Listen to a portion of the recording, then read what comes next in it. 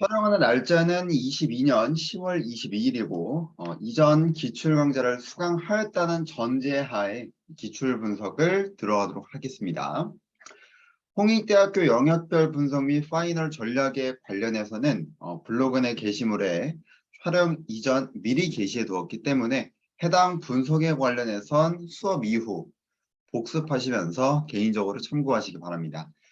자, 우선은 어휘 난이도 같은 경우는 우리가 충분히 어려울 만한 그런 단어는 없었다. 그래서 우리 교재에 있는 부분에서 모두 다 나왔었기 때문에 단어의 수준이 일부 어려웠던 부분이 있지만 그렇다고 해서 오답을 범할 만한 유형들은 없었기 때문에 단어의 수는 되도록 하나 또는 다 맞아야 되는 게 합격권에 가까울 것이라고 보입니다. 자, 그러면 문법부터 들어가도록 할 건데요. 자, 지난 2021년 영역별 분석 및 파이널 전략에 언급했던 수능 5대 문법, 그리고 여기에 더해서 이 문법 이론의 관용 표현과 각 단어 간의 호응 관계의 경우에 역시나 22년도의 경우에도 유지되는 부분. 하지만 여기에 더해서 하나만 더 더해서 출제자가 각 개념이 헷갈릴 수 있는 부분이 추가적으로 여러분이 더 검토해야 될 부분이라고 보입니다. 자, 23학년도 홍익대에서는 그러면 수능 5대 문법과 그리고 문법 이론의 관용 표현, 각 단어 간의 호응 관계, 그리고 하나 더, 각 개념에서 헷갈릴 수 있는 부분을 첨가하면 되겠죠. 예를 들면 many와 much 이 두 가지 개념이 비교가 되잖아요. 또는 관계 대명사와 관계 부사. 물론 선행사가 누구냐에 따라서 달라지기도 하지만 그런 부분이 아니라 관계 대명사와 관계 부사의 경우에는 기본적으로 앞에 선행사 뒷문장 불완전, 관계 부사의 경우에는 앞에 선행사 뒷문장 완전. 그러니까 이런 부분에서 두 개의 개념이 차이점이 있을 수 있겠죠. 자, 그 다음에는 부정대명사와 부정형용사의 구분. 이런 식으로 해서 두 개의 개념이 비교될 수 있는 부분은 얼마든지 시험에 출제될 수가 있겠다라고 말씀을 드리겠습니다. 여기에서 여러분이 감이 잡히지 않으면 우리가 한국사 공부할 때 전체 역사 중에서 정말 많이 나오는 파트가 조선시대거든요. 자, 그 중에서도 이황과 이인은 정말 필수적인 항목으로서 거의 나오기도 합니다. 나왔다면 난이도가 워낙 어렵기 때문이기도 하죠. 자, 그러면 이런 거를 생각을 할 수가 있어요. 역사에서 이황과 이이라는 이 학자들이 엄청 중요했냐. 자, 결국에는 지금 이게 현대적 관점으로 보면요. 이황과 이라는 사람 모두 다 정치를 하는 사람들이었어요. 그러면 우리 현대적 관점에서 보면은 지금의 국회의원과 동일한 관점이라고 보시면 됩니다. 자, 그런데 우리가 그 역사에서 보면은 전쟁에 승리했던 그런 사람들도 있잖아요. 너무나 중요했던 부분이 너무나도 많음에도 불구하고 매번 시험에 나오면은 뭐 이황과 이를 비교하는 게 나옵니다. 왜 그런가 하는 걸 보면 두 학자들이 비교되는 게 너무나도 많기 때문에 그만큼 수험생들이 출제자 입장에서 출제를 했을 때 아무리 돼도 많이 오답을 범하더라. 그런 부분에서 시험에 출제가 많이 되는 겁니다. 자, 이런 식으로 해서 이 각 개념에서 헷갈릴 수 있는 부분을 생각할 때에는 여러분의 입장이 아니라 만약 내가 출제자라면 이 두 가지 개념이 뭐가 도대체 비교가 되고 어떤 걸 출제를 했을 때 수험생 입장에서 많이 오답을 범할까? 이런 거를 조금 생각하면 되겠죠. 자, 그러면 11번 문항부터 한번 보도록 하겠습니다. 자, 일단 항상 문법을 보면 선택지가 무엇인지 생각해 볼 필요가 있습니다. 자, 일단 1번에서는 원어브 더 플러스 최상급이죠. 원어브 더 플러스 최상급이기 때문에 전혀 문제가 될 게 없다. 자, 2번 같은 경우에는 원어브 더 최상급에서 뭐가 된 거예요? 수일치를 맞추는 거죠. 됐습니까? 자, 그렇기 때문에 넘어갈 수 있도록 하고요. 자, 그 다음에 이러한 것들이 뭐 정보국가의 출현이면서 또 정보 장치랍니다. 자, 그러면서 부연 설명을 해주죠. 하이픈으로. 자, 더 like라는 부분은 어떤 의미예요? 뭐 기타 등등이라는 명사이기도 합니다. 그래서 지워주고. 자, 그 다음에 디자이닝이라고 나왔는데, 자, 여기서 디자인이란 결국 뭐예요? 우리가 0단계로서 동사를 찾아야 되죠. 서술어를. 그랬을 때 동사가 이제이고 그 다음에 이때 분사가 수식하는 명사 같은 경우는 정보장치가 되겠죠. 자, 그러면은 무엇을 해라? 두 관계에서 해석을 해라. 자, 그 다음에 만약에 여러분이 해석이 안 되면 마지막에 보다 목적어 유무로 판단하는 게 분사를 보는 데 있어서의 접근 방법입니다. 자, 그랬을 때 뭐 물론 디자이닝 다음에 목적어가 없는 것도 이상하지만 정보장치가 직접적으로 설계한다라는 부분도 맞진 않죠. 따라서 PP로 바꿀 수 있어야 되겠습니다. 그렇기 때문에 11번의 정답 몇 번? 4번이 되겠죠. 12번 한번 보도록 하겠습니다. 자, 우선 여러분의 눈동자에 제일 먼저 들어와야 될 것은 이 대절이죠. 이 대절. 이 대절이다. 자, 그러면은 여기까지만 이렇게 봤을 때 당연히 it matters 라고 하면 우리가 대절이 명사절로서 바라봤을 때 it matter 이라고 하면은 주어 서술어 완전한 문장이라고 볼 수도 있어요. 그쵸? matter 이라는 단어는 일형식이기 때문에 그냥 단순 중요하다라는 의미를 또 가지잖아요. 자, 그런데 우리가 눈으로 볼 때 지금 어디가 is라는 부분이 여러분 아마 보일 거예요. 그쵸? 자, 그랬을 때 우리가 한 가지 알아둘 부분이 있죠. 한 문장에서 접속사 없이 이 두 개의 서술어가 나올 순 있다 없다. 없다라는 거 정말 기본적으로 알아두셔야 됩니다. 한 문장에 접속사 없이 두 개의 서술어가 나올 수 없죠. 자, 그랬을 때 우리가 누가 틀린 겁니까? 라고 바라보게 되면 지금 이때 동사는 둘 다 있어야 된단 말이야. 이 대절의 명사절 안에. 그러면 누구를 바꿔주면 되는 거예요? 밑줄이 그어져 있는 it이라는 친구를 바꿔주면 되겠죠. 됐습니까? 무엇으로? 우리가 it을 접속사로 바꾸면 불완전해야 됩니다. 그럼 불완전하면서도 명사절의 역할을 할 수 있는 친구가 있죠. 누구예요? what절입니다. 됐습니까? 따라서 2번을 무엇으로 바꾼다? what으로 고치면 되겠다. 자, 일반적으로는 우리가 문제를 풀 때 what절이냐 대절이냐의 차이로서 문제가 나옵니다. 그렇죠? what절은 앞문장에 선행사가 없고 불완전이고 명사절 같은 경우에 대절에서는 선행사 없고 완전이에요. 이 두 부분이 what절과 대절의 차이점이고 자, 그 다음에 우리가 동격절 대까지도 제가 한 가지 더 언급을 하죠. 항상. 동격절 대는 앞에 선행사 뒷문장 완전인데 이때 선행사 같은 경우에 여러분이 꼭 알아둘 필요가 있는 게 사실, 생각, 증거, 제한, 요구, 기타. 사실, 생각, 증거, 제한, 요구, 기타. 기본서 참고하시기 바랍니다. 그래서 앞에 선행사는 이게 기본적이고 추가적으로 여러분이 모를 만한 선행사 같은 경우는 추상명사가 되어줄 수 있다. 이렇게까지 제가 말씀을 드렸습니다. 자, 그렇기 때문에 다시 한번 what절의 경우에는 선행사 없고 불완전이고 명사절 대절의 경우에는 선행사 없고 완전이고 동격절 대절의 경우에는 선행사 있고 완전인데 그때 선행사가 누구다? 추상명사이거나 사실, 생각, 증거, 제한, 요구, 기타와 관련된 명사일 수 있다. 이렇게 정리하고 넘어가도록 하겠습니다. 따라서 12번의 정답은 2번이 되겠죠. 자, 13번 한번 넘어가 보도록 하겠습니다. 자, 우선은 1번을 보게 되면 보통의 학생들이 이게 정답이라고 눈에 들어온단 말이에요. 왜?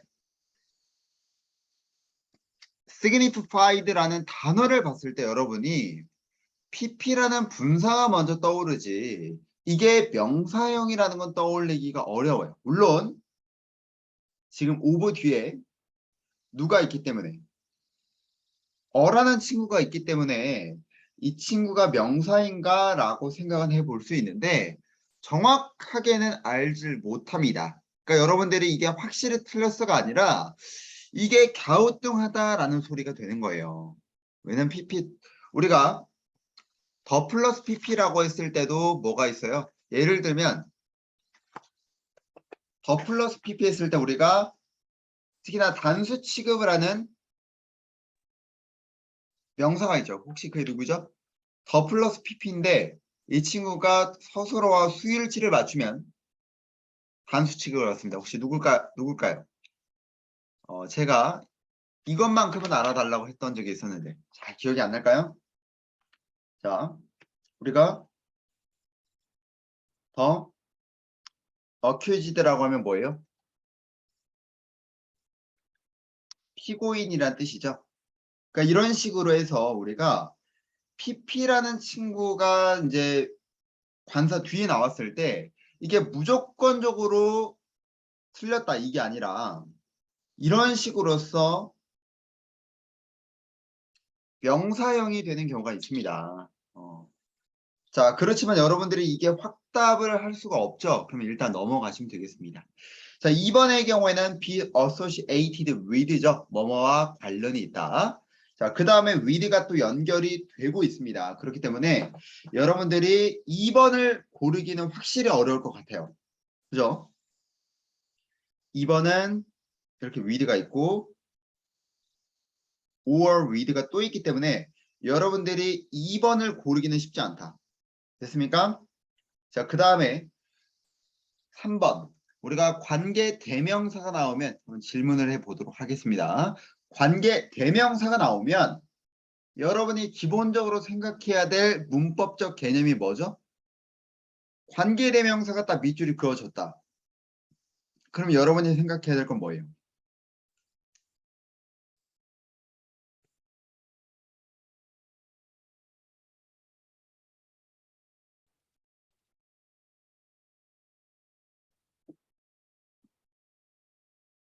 자, 관계 대명사가 나오면 앞에 선행사 뒷문장 불완전. 다시 한번 앞에 선행사 뒷문장 불완전. 이거를 꼭 떠올리셔야 됩니다. 자, 그래서 누누이 이야기하는 게 후 다음에 동사, whom 다음에 주어 동사, whose 다음에 명사 플러스 불완전. 당연히 which 다음에도 앞에 선행사 뒷문장 불완전. 그죠? 이 공식은 기본적으로 여러분의 머릿속에 내재가 되어 있어야 한다라고 말씀을 드리는 거예요. 자, 그렇게 했을 때 앞에 선행사 뒷문장 불완전. 앞에 선행사 뒷문장 불완전인데 여기 지금 뒤에 있는 문장을 보게 되면 결국에 문장 성분이 어땠다? 완전한 문장으로 이어져 있었더라. 따라서 우리가 관계대명사의 경우에는 앞에 선행사 뒷문장 불완전이어야 되는데 지금 3번의 which의 경우에는 앞에 선행사가 있는 건 맞으나 뒤에는 문장 성분 자체가 완전하기 때문에 in which 정도로 고칠 필요가 있겠다. 따라서 13번의 정답은 3번이 되겠죠. 14번 한번 보도록 하겠습니다.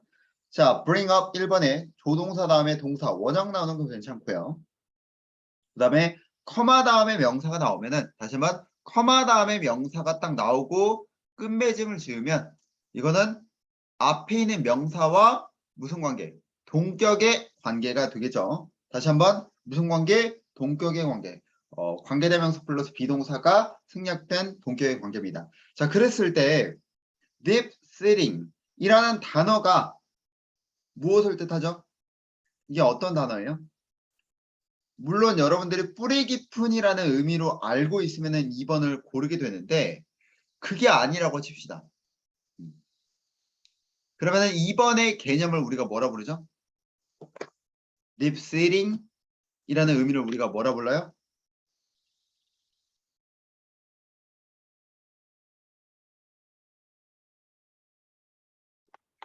이런 걸 우리가 복합분사라고 부르죠.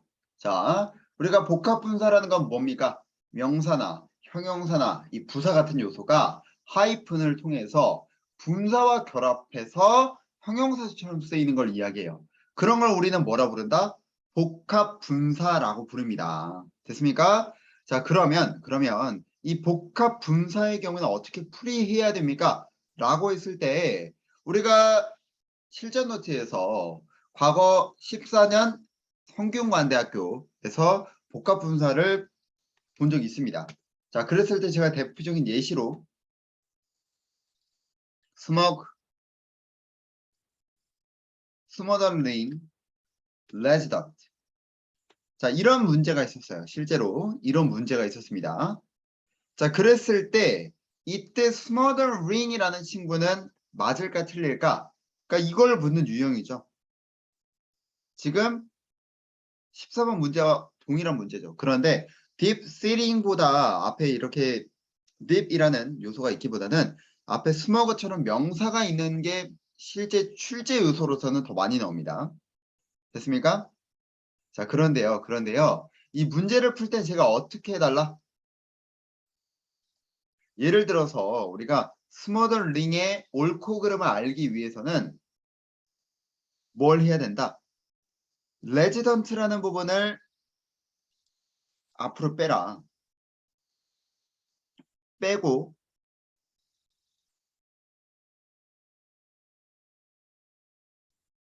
스머더링에서 이 가운데 있는 스머더링이라는 친구가 동사니까 관계대명사처럼 바꿔봐라 라고 말씀을 드렸어요. 자, 그러면 어떻게 되느냐?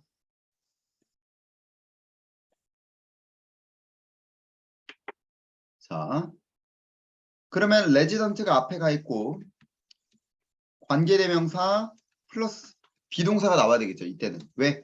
우리가 거주자들이 질식시키는 주체가 아니라 뭐가 되는 거예요? 질식되는 대상이죠.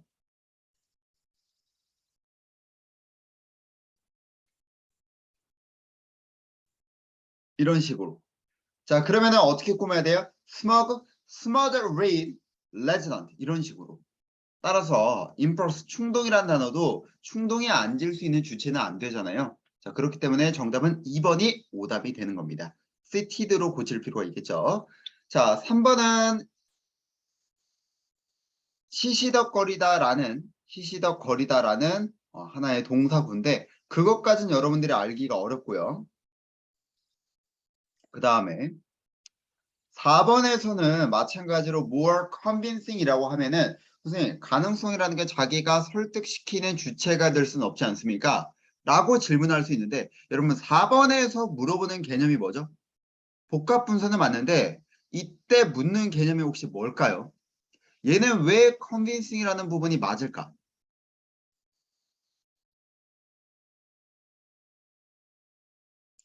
자, 우리가 convincing이란 단어를 보게 되면 감정 분사에 해당하는 걸로 영어에선 분류를 하고 있습니다. 자, 그래서 우리가 감정 분사의 경우에는 사물과의 관계에서 뭘로 수식을 해야 하고 ing로 사람을 수식할 때는 감정 분사가 무엇으로 수식을 하여야 하고 pp로 수식을 해야 되겠죠. 지금은 possibilities 사물이기 때문에 수식을 할 때 분사가 뭘로 수식해야 돼요?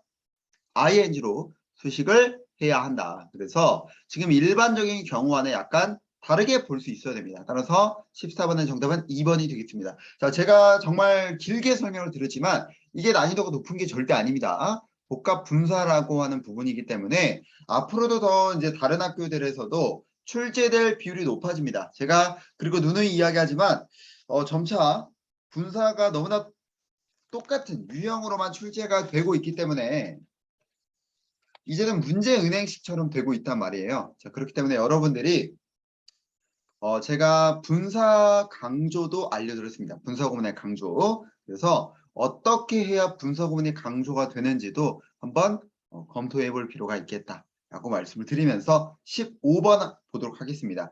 15번 같은 경우는 이건 좀 정답률 100%가 나와야 됩니다. 왜? 우리가 nor이라는 거는 and neither를 다르게 표현한 거죠. 그리고 우리가 nor이 나오면 뒤에는 바로 뭐예요? 주어 스스로가 도취되어야 합니다. 우리가 단국대학교에서도 몇 년도인지 기억이 안 나는데 2개년 연속 출제가 될 정도로 너무나 기본적인 개념입니다. 이런 거는. 그래서 우리가 영문법의 기본이기 때문에 are there 이라고 고칠 필요가 있겠고 틀리면 안 되겠습니다. 16번. 자, 16번 문제에서 혹시 2번을 고른 친구들 있을까요? 2번. 우리가 이제 물론 실전 노트에서 이미 다뤘던 유형이긴 하지만 혹시 2번을 고른 친구 있을까요? 아니면 나는 3번을 골랐다. 2번을 고른 학생과 3번을 고른 학생 혹시 한번 이야기해 주시겠습니까? 자, 만약 2번을 이제 고르는 수험생이라면, 자, 우리가 아포스트로피라고 하는 경우, 우리 사람 뒤에는 아포스트로피가 나올 수 있죠. 이때 아포스트로피는 누구와 동일한 역할을 할 수 있어요? 이 정관사와 동일하게 한정사 역할을 할 수가 있습니다. 우리가 부정대명사 같은 경우에는요, 뭐 some of, any of, many of, much of, one of, each of, 뭐 either of 등등이 있는데 이렇게 부정대명사가 나오게 되면 of 다음에는 반드시 어떤 역할을 할 수 있는 친구가 있어야 돼요. 한정사 역할을 할 수 있는 친구가 있어야 됩니다. 맞습니까? 다시 한번 우리가 부정대명사 뭐 some, any 뭐 예를 들어서 must 등등이 있는데 제가 일부러 one이라든지 either, each는 쓰지 않겠습니다. 이랬을 때 가장 많이 쓰는 게 더죠. 그렇죠? 근데 이때 더를 쓰는 이유는 하나입니다. 부정대명사가 여기서 말하는 부정대명사는 some, any, must 이 친구들이죠. 자, 그랬을 때 이 친구들이 어떤 기능을 할 수 없어요. 그러니까 명사 앞에는 반드시 이 명사를 한정 지을 수 있는 친구가 필요한데 부정대명사는 말 그대로 아닐 부, 정할 정. 아직 정해지지 않았기 때문에 부정대명사에는 정관사를 붙일 수가 없어요. 그래서 오브 다음에 우리가 한정사 역할을 해줄 수 있는 요소를 넣어주기로 했습니다. 그래서 우리가 더 말고도 예를 들어서 무엇도 뭐 더 말고도 소유격도 들어갈 수 있다. 이런 식으로 말씀을 드렸는데요. 그래서 one of, some of 더 명사 이렇게 나오기로 했었죠. 자, 그 다음에 우리가 수일치를 맞출 때 누구와 맞춘다? 이때 동사와 수일치를 맞출 때는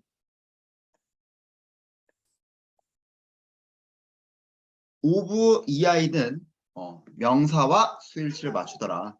그쵸? 자, 그렇기 때문에 이렇게 수일치가 맞춰줘야 됩니다. 누구만 제외하고 뭐 one of라든지 each of, either of를 제외하고는 오브 이하이든 명사와 수일치를 맞춰야 되죠.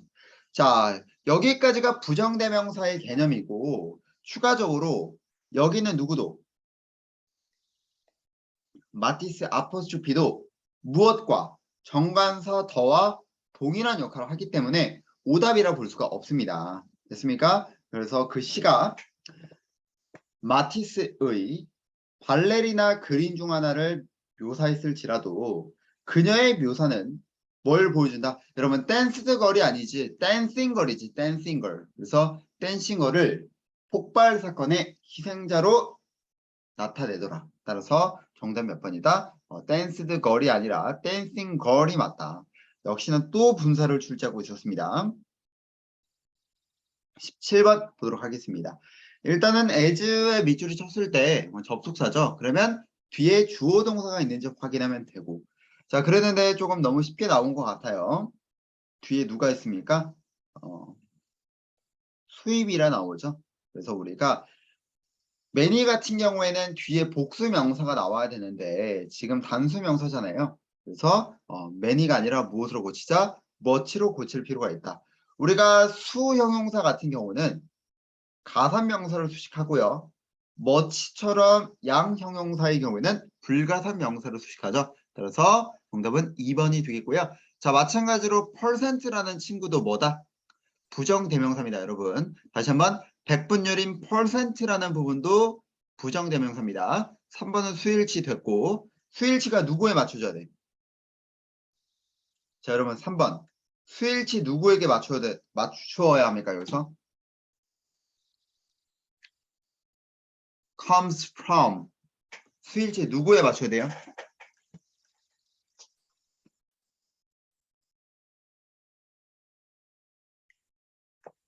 자,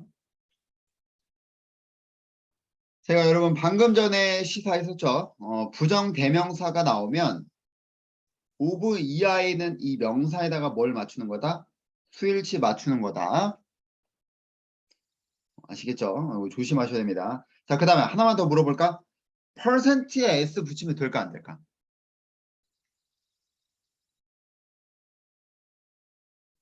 %에 s 붙이면 될까 안 될까? 안 됩니다. 자, 그리고 %는 불가산 명사야. 자, 그런데 만약에 가산명사로 쓰고 싶어. 그럼 어떻게 해야 돼요? 완벽하게 알고 있는데 만약에 %를 굳이 가산명사로 쓰고 싶다. 그러면 percentage 이거는 또 가산명사입니다.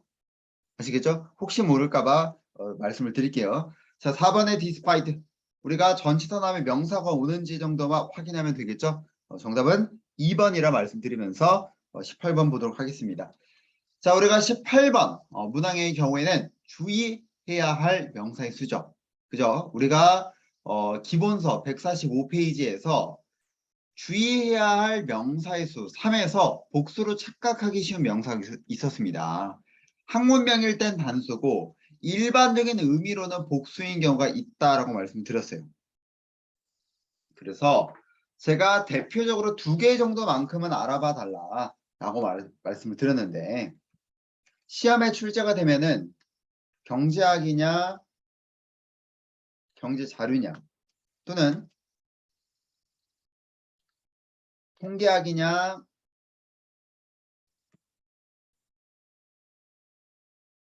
통계자료냐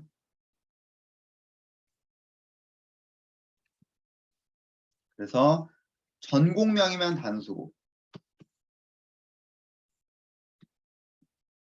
그에 일반적으로 해석이 되면 복수 취급을 했었죠. 기본서 145페이지에 나와 있습니다. 자, 그래서 최근 통계 자료가 보여줍니다. 신입생 수가, 자, 이거는 통계학이 아니죠. 통계 자료라고 봐야 되겠죠. 따라서 몇 번이? 2번이 오답이 되겠다.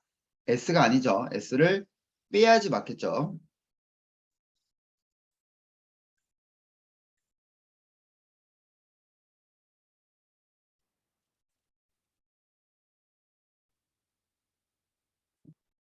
됐습니까? 자, 여기까지 해서 우리가 문법은 마무리 짓도록 하고요. 이어서 홍익대학교 논리 19번 문제로 들어가도록 하겠습니다. 자, 홍익대학교는 기존에도 그랬지만 논리가 그렇게까지 난이도가 높은 건 아니에요. 자, 그런데 지금 이제 추세를 보면은 독해가 이미 어려운 거는 누구나 다 아는 사실입니다. 홍익대학교 이제 기출 문제를 풀이하는 친구들은 홍대 독해가 어렵다는 거는 당연히 알고 있어요. 당연히. 자, 그렇기 때문에 홍대가 독해 난이도를 더 올리기보다는 앞으로 만약 난이도를 올린다면 논리가 그 2번째 타깃이 되겠다. 그렇기 때문에 19번 같은 경우 이제 우리가 28번까지 논리를 풀 때 있어서 앞으로 여러분들이 홍익대를 마주할 때는 논리가 더 어려워질 수 있겠구나 이렇게 생각을 하시고요. 자, 2번째 같은 경우에는 이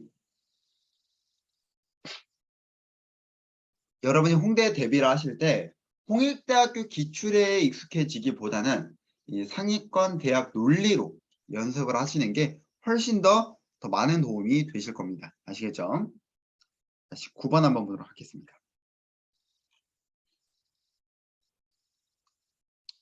자, 지금 혹시 선택지에서 여러분이 느껴진 게 있을까요? 선택지를 봤더니 혹시 느껴지는 게 있나?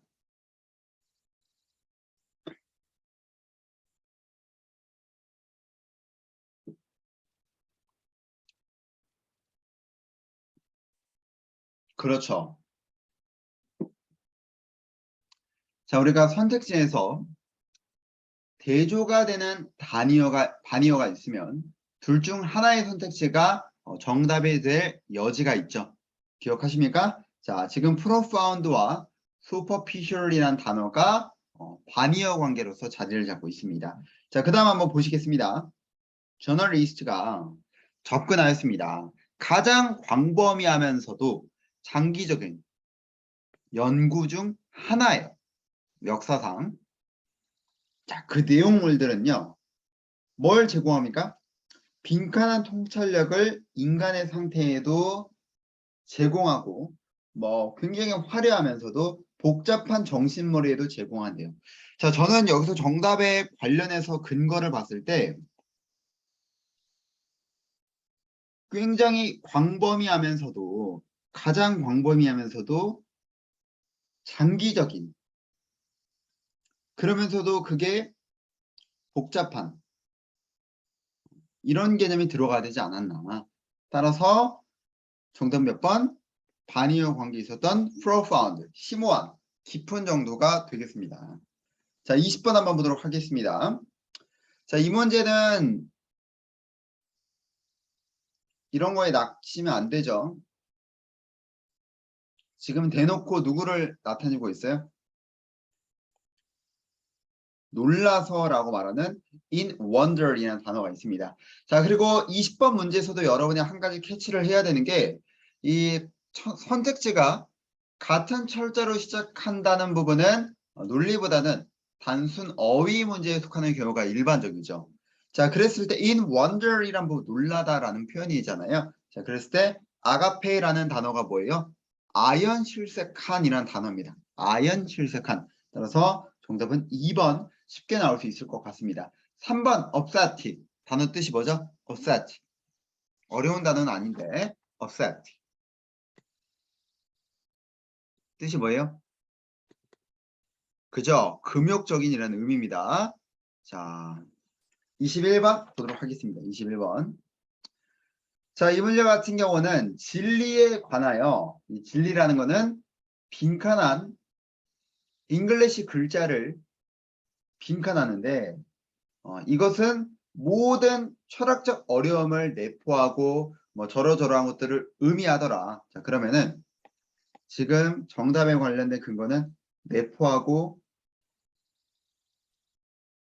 의미하다와 연관될 수 있는 단어가 들어가야 되는데 실질적으로 이 단어를 문제를 풀어서 맞추기는 좀 쉽진 않죠.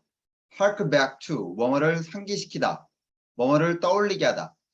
나머지 선택지가 좀 말이 아예 안 되기도 합니다. 일단 put up with, 참다 견디다, forerun, 뭐뭐에 앞서다, incense, 화나게 하다. 보통 모르는 단어는 소거하고 들어가야 되는데 여러분이 만약에 관용 표현에 hark back to라는 단어를 몰랐다면 맞추기가 좀 어렵지 않았나. 근데 정답에 관한 근거 자체는 쉬웠다. 정답은 4번이라고 말씀을 드렸습니다. 자, 22번 한번 보도록 할게요. 그래도 이런 문제는 맞출 수 있어야 되겠죠. 그렇게 어려운 문제가 아니잖아요. 자, 올해 베스트 소설상은요. 고 스톤시래요. 이 사람은 3개월 전에 죽었습니다. 그러면 정답 몇 번? 사후의라는 단어인 3번이 정답이죠. 자, 23번 보도록 하겠습니다. 이 문제도 보시면 저는 좀 너무 아쉽지 않았나. heart, 심장이 뭐 하는 거예요? 심장은 palpitate, 뛰다라는 단어잖아요. palpitate가 무슨 뜻이에요? palpitate, 심장이 뛰다, 가슴이 두근거리다 이런 단어입니다. 여러분 이런 단어 몰라도 됩니다. 이런 단어는 저도 기억이 안 나요. 이런 거는. 저도 예를 들면 문제 풀다가 이런 단어를 모르는 단어가 나오면 이런 게 있구나 정도로 생각을 하고 넘어가지 이런 단어가 정답이라고 생각은 안 합니다. side head, 작은 표지를 달라. 이런 단어도 좀 학생들이 알기는 어렵죠. 그래서 여러분 transfuse라는 단어는 알아야 됩니다. transfuse 무슨 뜻? transfuse transfuse가 무슨 뜻이에요? 그지 주입하다. 혹시 다른 의미로도 알 수 있을까? transfuse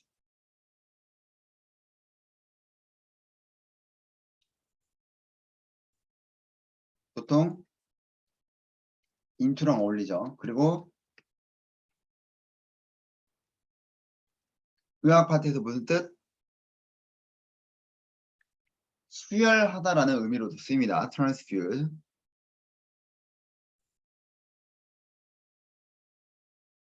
잘 보이시지 않죠?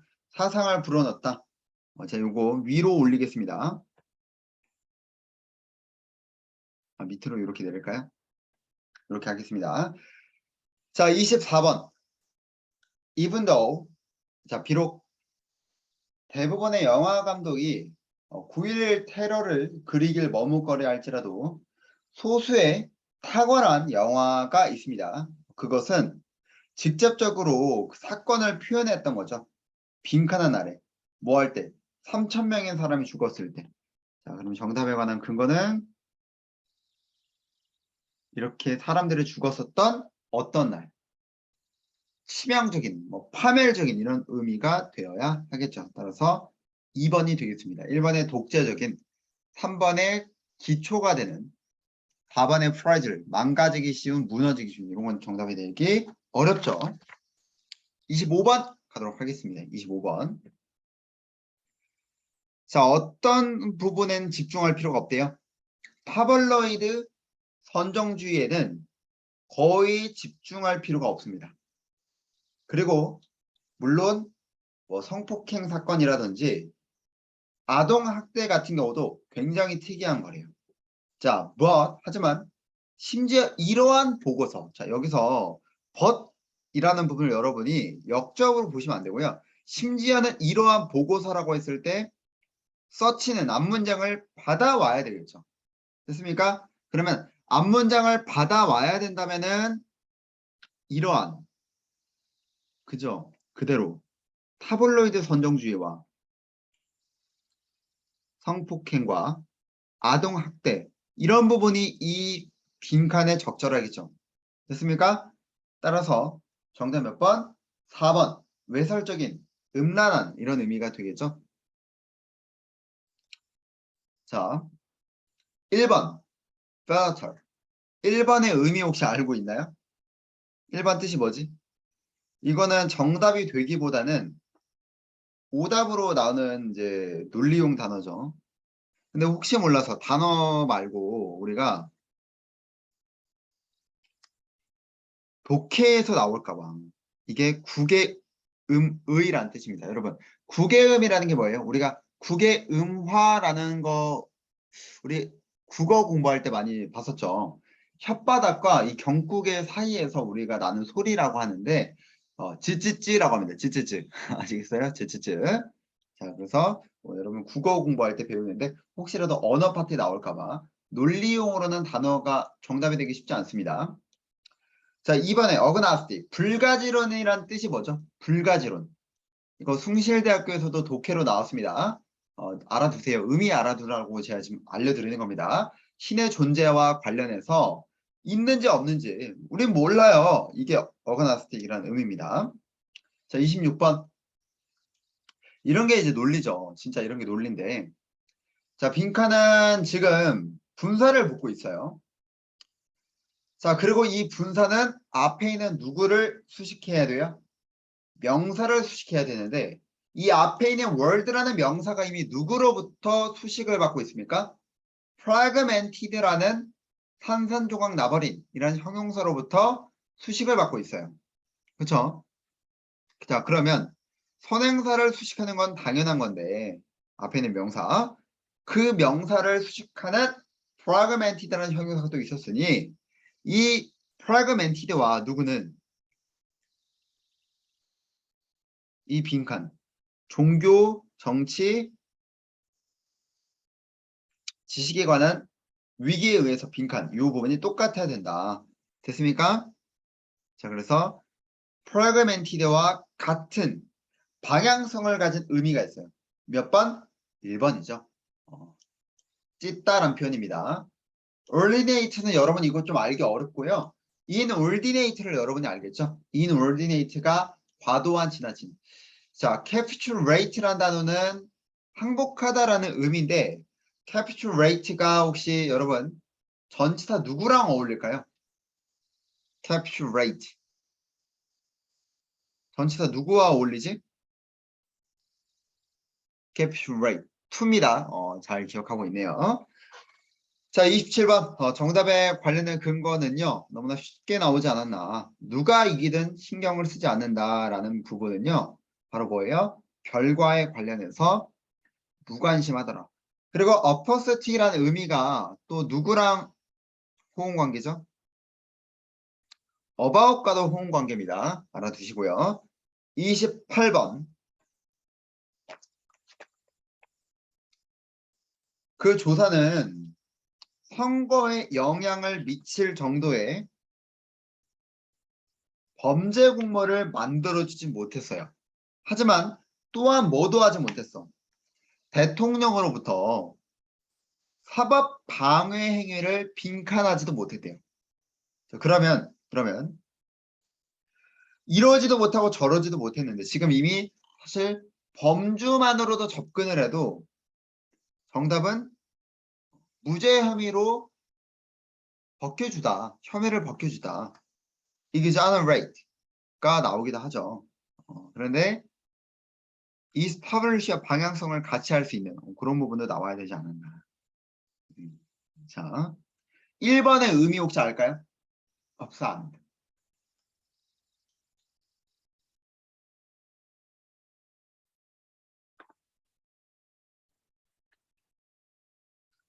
도망가다라는 뜻입니다. 오, 이야기하는 거 보니 단어 실력이 많이 늘었네요. 한 번은 의미가 뭐죠?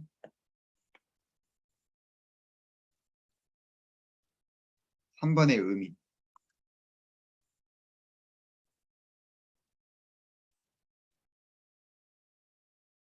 철저히 조사하다. 4번은 발굴하다. 나는 단어가 어렵지 않았는데 1번 정도가 좀 어렵지 않았나. 근데 다 알고 있어야 될 단어가 되겠습니다. 여러분이 굳이 몰라도 되는 단어는 26번에 2번 이런 거 몰라도 됩니다. 100원 다 알아야 된다. 아시겠죠? 자, 여기까지 해서 우리가 논리를 마무리 짓도록 하고요.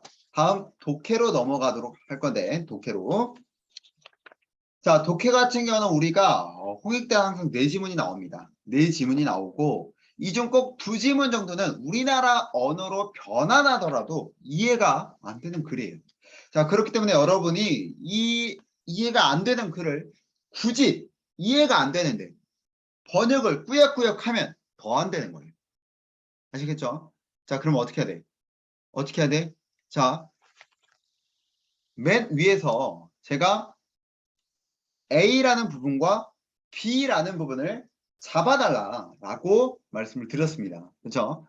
자, 특히나 상위권 대학이면 대학일수록 머리가 더 중요합니다. 아시겠죠? 자, 그리고 문제에서 수많은 근거를 이미 제공해 줍니다.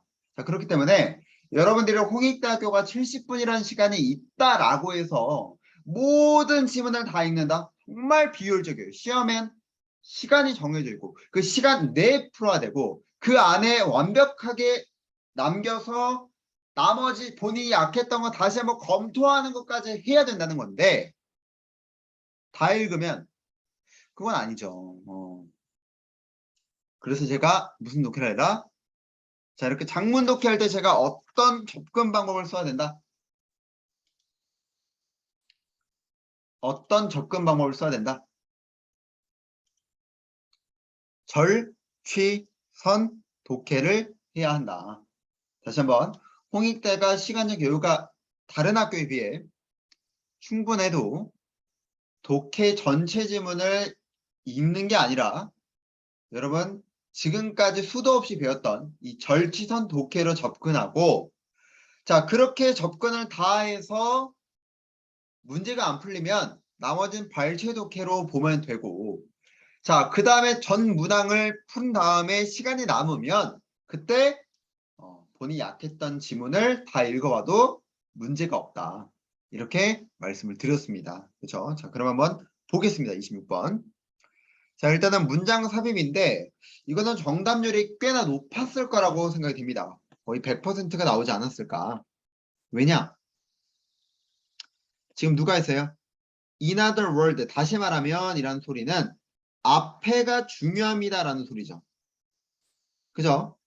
대부분의 철학은 무엇이다? 대부분의 철학은 무의미하다라고 나왔어요. 다시 말하면 무의미하더라. 그러면 이 부분이 어디에?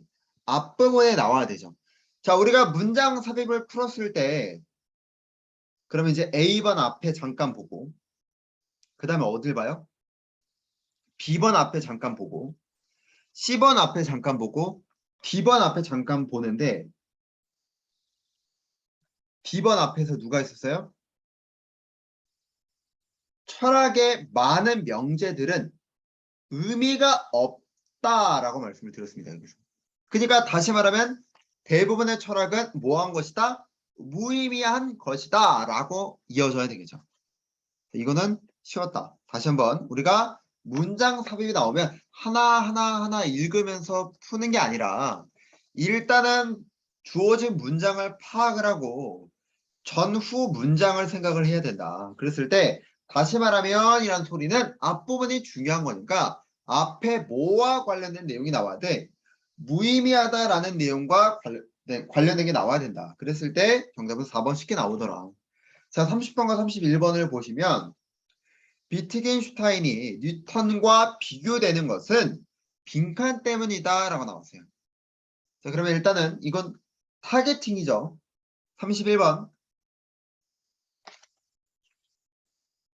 비트겐슈타인의 생각에 대해서 올바른 것을 고르시오라고 나와 있습니다. 그러면 지금 크게 두 가지를 던져줬어요. 30번에서 비트겐슈타인, 31번의 비트겐슈타인. 됐습니까? 그럼 적어도 우리가 중심 소재라고 불리는 A를 뭘로 잡고 들어갈 수 있다? 비트겐슈타인 정도로 잡고 들어갈 수 있다. 자, 여기까지는 따라올 수 있겠습니까? 자, 시작하자마자 A가 나오죠. 비트겐슈타인은 간단하게 물었습니다. What is language? 언어는 무엇입니까? 자, 그러면 B는 누구예요? B는 language죠. 자, 질문 한번 해볼까요? 우리가 의문문이 가지는 기능이 있어요. 뭐와 뭐죠? 의문문이 가지는 기능.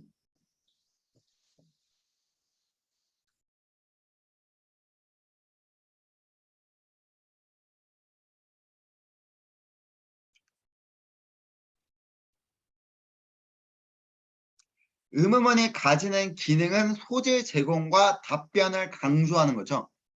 됐습니까? 자, 그래서 제가 지금 language를 뭘로 잡은 거예요? B로 잡은 거예요. 이렇게. Why and how do squawk a person make and the squawker they draw? 자, 왜 그리고 어떻게 이 꽥꽥하는 소리 그리고 squawker이라는 단어가 뭐 구부러진 선 뭐 이런 의미인데 모른다라고 가정합시다. 뭐 이런 것들이 conjure up all that is in the world. 세상에 있는 모든 것들을 상기시킵니까? 자, 다시 한번 여러분의 말씀 드리지만 의문문이라는 건 결국 뭐다? 소재 제공과 답변 강조입니다. 답변 강조예요. 이해가 안 되면 넘어가시면 된다. 이런 말입니다. 됐습니까? 여기까지? 자, 앤서니 퀀튼이라는 사람은 영국의 철학자로 비트겐슈타인의 인스팅트, 직감이라는 거를 아이작 뉴턴의 직감과 비교했습니다. 지금 나오죠? 나오죠? 30번 문항이 여기서 나오겠구나 나옵니다.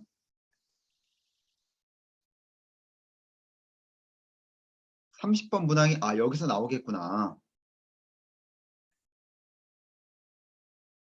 자, 아이작 뉴턴은 had trouble to ask 애써 물었대요. 왜 돌이 지면에 떨어집니까? 뭐 할 때에도 다른 사람들은 원래 그런 거야 라고 만족하는데에도 뉴턴이라는 사람은 꼭 물었대. 자, 그러면 똑같은 색으로 일단 표기를 해볼게요. 뉴턴이란 사람도 똑같이 질문을 한 거죠. 왜 돌이라는 것이 지면에 떨어질까? 전후 관계가 완벽하게 동일하지 않습니까? 그죠? 둘 다 다른 사람들은 그냥 그럭저럭 생각하는 거를 이 사람들은 그 단순한 부분에 질문을 하고 있는 거잖아요. 자, 그랬을 때 30번 한번 볼까요? Both of them kept asking questions about what seemed like a matter of course. 그러니까 두 사람 모두 계속해서 당연한 듯 한 문제에 질문을 하더라. 1번 쉽게 정답이 나옵니다. 여기까지는 정답이 좀 쉽게 풀지 않았나 라는 생각이 드네요. 자, 그 다음에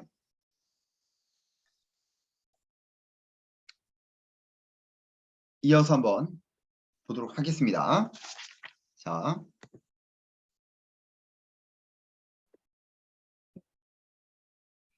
자, 이어서 비트겐슈타인의 무엇은? 대답은 언어의 그림 이론이었는데 이게 뭘 보여주는 거예요? 말과 현실 세계 사이의 관계를 보여주는 거래요. 자, 일단 A가 또 나오고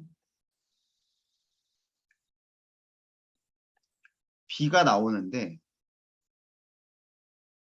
여기서 누가 새롭게 등장했어요? 그림이라는 게 나오네요. 자, 그 다음에 그가 주장한다라고 하니까 이런 거 조금 눈여겨볼 필요 있겠죠. 모든 의미 있는 생각들, 사람들의 가진 생각들은 그림으로 배열되는 거래요.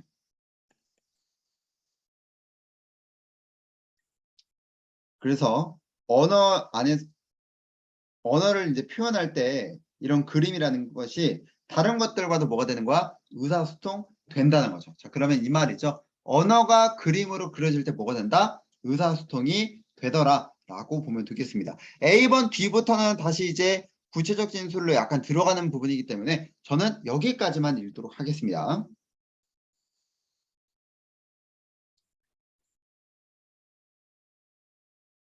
이게 뭐다? 발췌 독해다.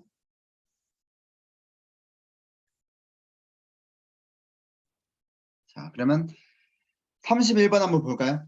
비트겐슈타인은 차량 사고의 이 변호사가 보여주는 것. 이것은 그림으로 그릴 수 없다. 틀렸죠? 2번. 우리는 세상에 관련된 생각을 하고 언어와 같이 이야기를 하는데 그건 뭐다? 당연하기 때문입니다. 아니죠. 왜 지면으로 떨어질까에 대한 뉴턴의 질문은 중요하지 않다. 아니죠.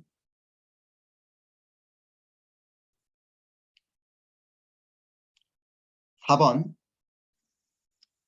어떤 사물이 그림과 같은 것으로 묘사될 수가 없다면 언어로 표현될 수도 없을 것이다. 그쵸? 정답이죠.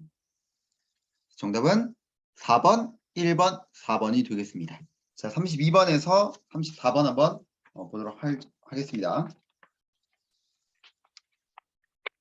문제 같은 경우에는 32번에서 4번을 보시면 일단은 추론할 수 있는 거, 주제, 그리고 밑줄 이해가 나왔네요. 자, 여러분에게 한번 질문을 해보겠습니다. 여러분은 이 문제를 볼 때 어떤 각도로 문제 방향을 잡으셨나요?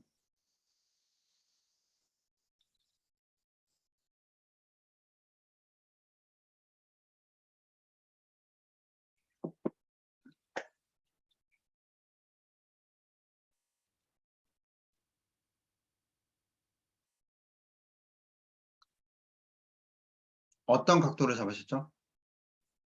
그렇죠. 자, 우리가 밑줄 이해라는 거는 다른 게 아니라 어디가 중요한 거예요?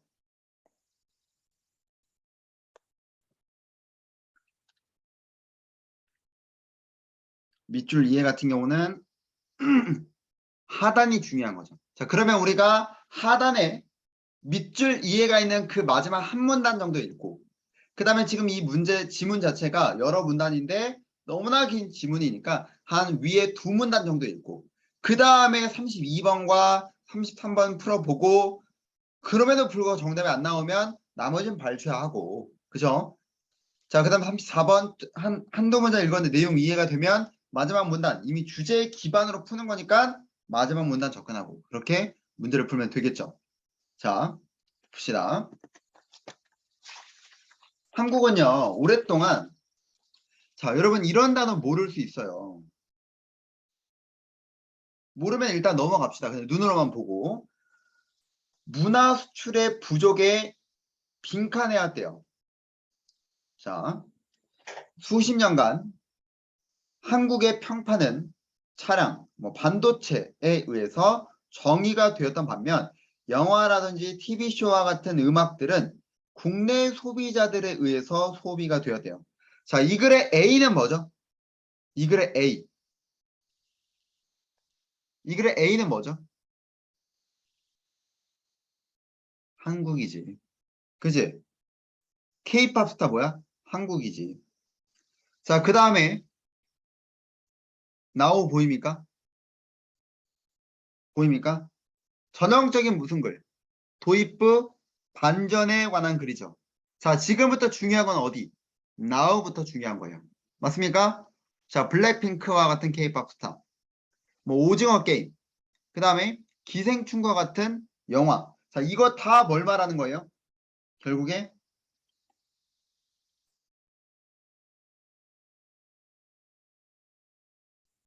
한국을 나타내는 대명사에 불과하죠. 자, 그 다음에 이것들이 뭐하다? 아, 이제 나왔다. B는 뭐다?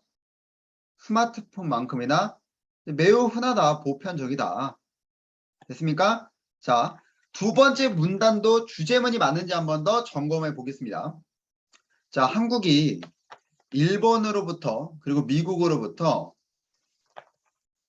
이런 훌륭한 솜씨를 제작하기 위해 제작하는 것을 개발하려고 빌려오는 방법에서 그 나라의 감독과 프로듀서들은 할리우드를 연구해오고 다른 엔터테인먼트 허브를 수십 년 동안 연구해왔다는 거예요. 그러면서 이런 공식들을 재현하고 채택해왔던 거지. 독특한 한류 터치를 더함으로써. 일단 스트리밍 서비스가 지정학적 장애물을 찢는 한 크리에이터가 말하기를 그 국가가 뭐하더라? From A to B. 서부 문화의 소비에서부터 엔터테인먼트 뭐까지? 거대한 존재까지. 트랜스폼. 이동하더라. 바뀌더라. 무엇으로서도 문화적 수출국으로서도.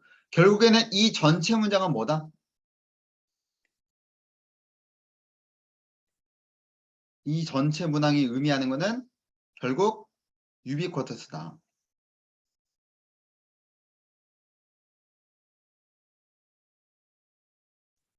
됐습니까? 결국 이 전체 문장이 의미하는 것도 결국 뭐다? 유비쿼터스다. 됐습니까? 자, 그러면 32번 한번 볼까요? K-팝 스타가 마지막 문단도 읽어야 되죠? 마지막 문단 한번 보겠습니다. 한국의 문화적 산출량은요. 반도체와 같은 주요 수출품과는 비교가 되어지지만 자, 나데이 법이죠. 따지면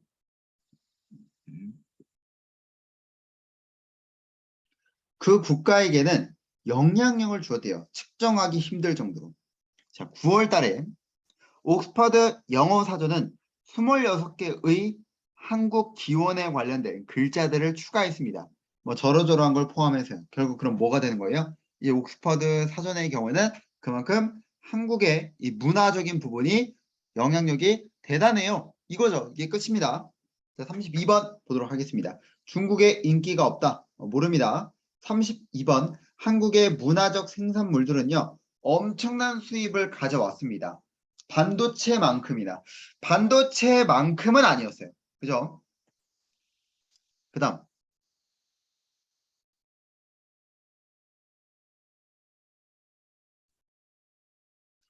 3번. 한국의 인기 있는 문화 크리에이터들은요. 벤치마킹했고 해외 인기 있는 문화들을 더 좋게 만들었습니다. 성공적으로. 그렇죠? 한류를 더 더했잖아요. 정답은 3번이 되겠죠? 33번. 주제가 무엇인가? 3번 하는 사람. 정답 2번입니다. 한국은 문화적 강국이 어떻게 되었는가? 그렇죠? 정답은 2번인데 3번을 하는 친구들이 있을 수 있어요. 한국의 TV 시리즈. 선생님 이거 한국이잖아요. 유비쿼터스. 이거 B잖아요. 자, TV라는 건 뭐에 불과한 거예요? 한국 문화에서 일부에 불과한 거지. 이게 전체를 아우를 수 있는 말은 아니죠. 그래서 3번은 정답이 안 된다는 거예요. 됐습니까? 정답은 2번입니다. 34번. 그만큼 무엇이다? 한국 문화의 영향력이 대단해요. 라는 부분이죠. 이게 지금 과대평가되었다라는 그런 것도 아니고 2번에 언어라는 게 왜 나오는지 모르겠습니다. 정답은 3번이죠. 사우스 코리안 문화의 증가하는 영향력의 예시를 보여주기 위해서라는 부분이죠. 자, 정답은 그래서 3번, 2번, 3번이 되겠습니다. 자, 35번에서 7번 넘어가 보도록 하겠습니다. 정말 많은 학생들이 틀리는 문항이 36번입니다. 36번. 제가 봤을 때는 36번의 정답 2번인데 혹시 맞힌 학생? 나는 이거 맞췄다. 나는 이 문제 틀렸다.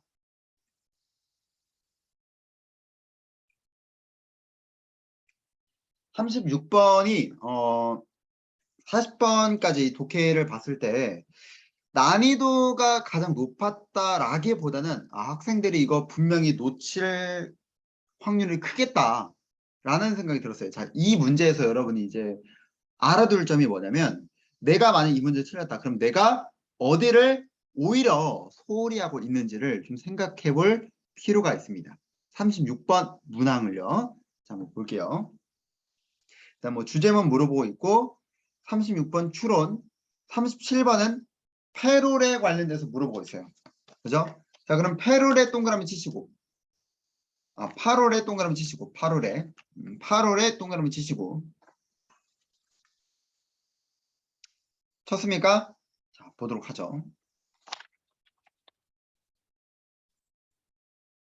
현대 언어 연구의 담론의 문제가 퇴보하는 것은 우리가 뭐 하는 대가야? 치러야 할 대가입니다. 자, 일단 어디에 제가 필기를 할 거냐면요. must에 표기를 할 겁니다. 지금 무엇은 담론의 문제가 뭐 한대요? 퇴보한대요. 근데 그게 뭐야? 엄청난 업적에 있어서 우리가 치러야 할 대가에 대해요. 그러니까 이거는 퇴보되는 겁니다. 자, 누구로부터?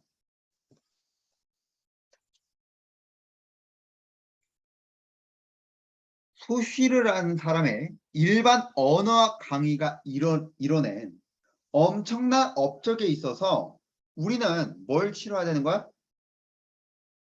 담론의 문제가 퇴보하는 걸 치러야 되는 거야. 됐습니까? 자, 그의 연구는, 소쉬르의 연구는 근본적으로 언어학의 구분에 의존을 하는데 그게 무엇과 무엇이에요? 랑그와 파롤입니다. 랑그는 코드래요.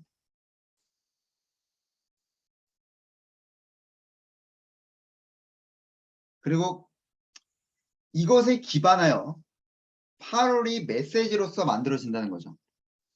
그럼 파롤은 메시지네요. 됐습니까? 일단 주제는 여러분이 좀 쉽게 잡을 수 있었을 거예요. 그죠?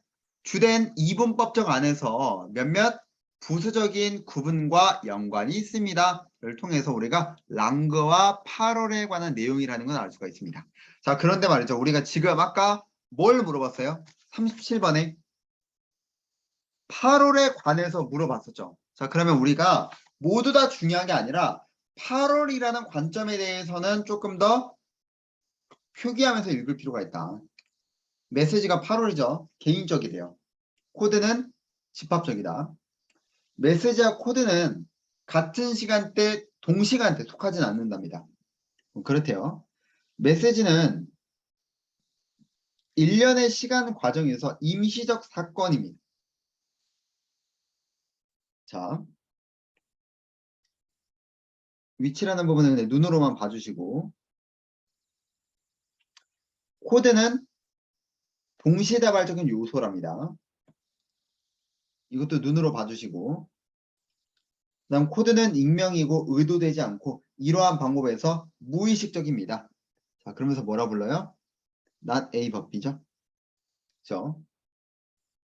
그래서 이런 충동이 무의식적인 게 아니라 프로이드의 이런 부분에서 무의식적인 게 아니라 비본능적, 구조적, 무화적, 무의식이라는 것이다. 무슨 말인지 모르겠어요. 무슨 말인지는. 자, 일단 눈으로만 봤다라고 넘어가겠습니다. 자, 여기까지만 사실 읽으려 했는데 또 하나의 중요한 표현 나오죠. 무엇보다도 조금만 더 읽어달라. 메시지는 임의적이며 우연적입니다. 그죠?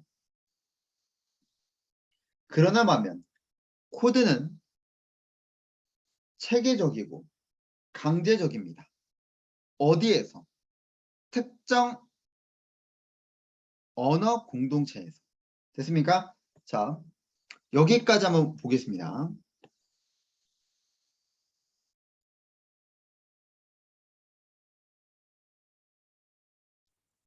정답이 안 나오면 그때 뭐 하면 되는 거예요? 그때 나머지 발췌도키를 하면 되죠. 35번. 주제문은 좀 쉬웠던 것 같아요. 랑그와 파롤이죠. 그 구분점을 이제 지금 계속해서 나열했기 때문에 35번은 정답 3번이 좀 쉽게 나올 것 같고요. 36번 한번 봅시다.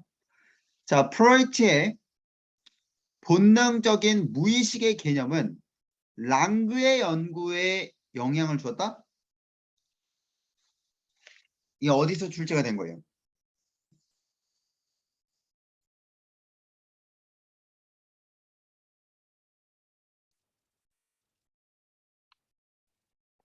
어디서 출제된 거예요?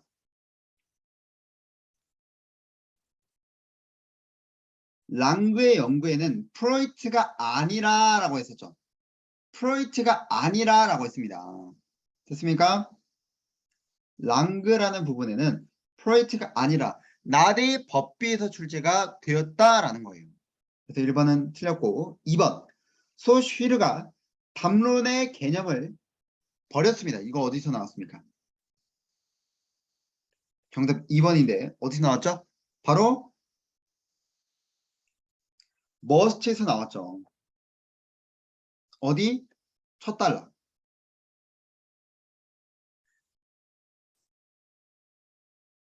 담론의 문제는 퇴보 하는 것은 뭐다? 당연히 치러야 될 대가다.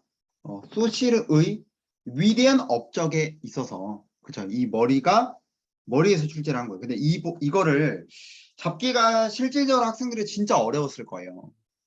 그래서 이 문제를 틀렸을 때는 내가 머리를 간혹 놓치는 경우가 있구나라는 것도 알아두시면 좋겠습니다. 자, 37번. 8월의 특징에 관련해서 올바르지 않은 것을 고르시오라는 부분입니다.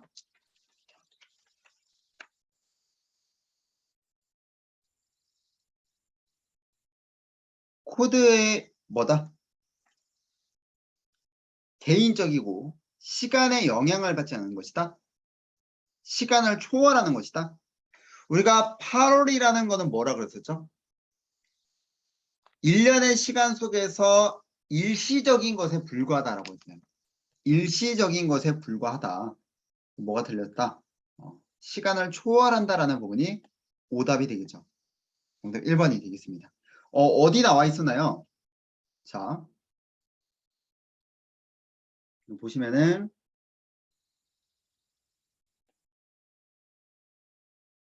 이 부분이죠. 일시적인 사건에 불과하다라고 이야기를 했지. 뭐가 아니다. 시간을 초월하다라는 개념은 아닙니다. 따라서 정답은 1번이 오답이 되겠죠. 됐습니까? 자, 이렇게 해서 3번, 2번, 1번이라 말씀을 드리면서 38번에서 40번으로 넘어가도록 하겠습니다. 자, 사상자가 발생함에 따라 전쟁의 반대가 생겨났대요. 다시 한번. 사상자가 발생함에 따라. 자, 일단은 위에는 사상자와 관련된 게 나올 수도 있고, 뒤에 있는 부분은 뭐가 나와야 돼요? 전쟁에 관해서 반대가 나와야 돼요. 뒤에 있는 내용이 뭐가 나와야 된다? 전쟁에 관련해서 반대하는 내용이 나와야 된다. 됐습니까?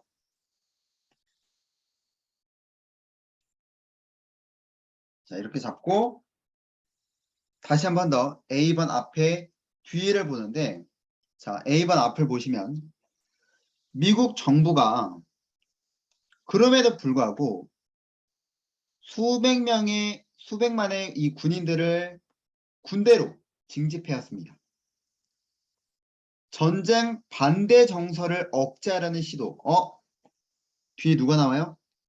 전쟁 반대 정서. 억제한 시도는 정책 결정으로 이어졌는데 그것이 군인들을 시민으로부터 또 서로로부터 격리시키는 거였다. 정답은 A번 쉽게 나올 수 있을 것 같습니다. 자, 39번 같은 경우는 나투르고요. 40번은 베이스 타이틀 문제가 되겠습니다. 한번 본문 보도록 하죠. 자, 최근 역사상 사회 배척을 받은 악명 높은 예시가 베트남 전쟁이래요. 일단 중심 소재가 나왔죠. 이건 어떤 전쟁이에요? 선전포고가 없었던 전쟁입니다. 공식적인 허가 없이 싸워졌던 거래요.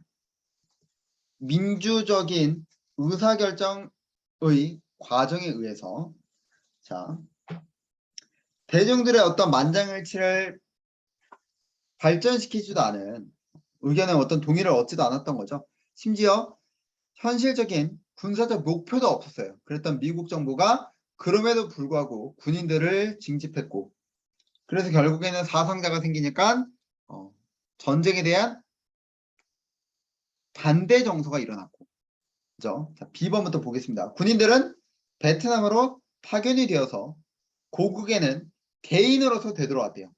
어떤 기회도 없어. 작별 인사도 공식적 작별 인사도 없어. 또 유대감도 없어.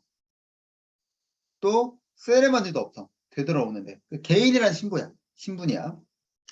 자, 그다음 정치적 갈등에 의해서 잡혔어. 그들의 삶이 위태롭기 전에 해결됐어야만 했는데 그런 정치적 갈등에 사로잡혔던 되돌아오는 군인들은 심지어 뭐까지? 두 번째 외상 후 스트레스까지 받았다는 거지.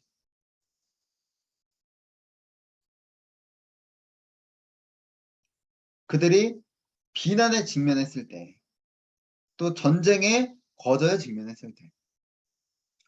자, 두 번째 분단에서 한번 살짝만 이제 보겠습니다. 흐름이 연결되는지 안 되는지. 아마도 가장 또 나오죠. 중요한 대중들이 어디에 기여하는 거. 이 군인들의 치료에 기여하는 것은 무엇이다? 기념비래요. 워싱턴 DC에 있는 이러한 기념비가 인정하는 수단이 되었습니다. 이렇게 나오죠. 자, 그럼 주제문 같은 경우는 결국 뭐다? 군인들이 결국 전쟁에 참여해서 외상 후 스트레스 트라우마까지 받고 자 그리고 그러한 부분들을 대중들이 어떻게 치유를 했는지 그런 글이 되겠죠. 자 38번은 1번이고 39번 기념비는 베트남 군인들의 참전 군인들의 트라우마를 치료하는 중요한 장소 이어왔습니다. 그렇죠. 2번 베트남 전쟁이 반전쟁 정서를 유발해왔고 비판을 유발해왔습니다. 민주주의적인 의사결정 과정 때문에. 그렇죠. 3번 복귀하는 베트남 군인들은요. 환영받지 못했다라고 이야기했었죠. 따라서 39번의 정답 몇 번? 3번이다.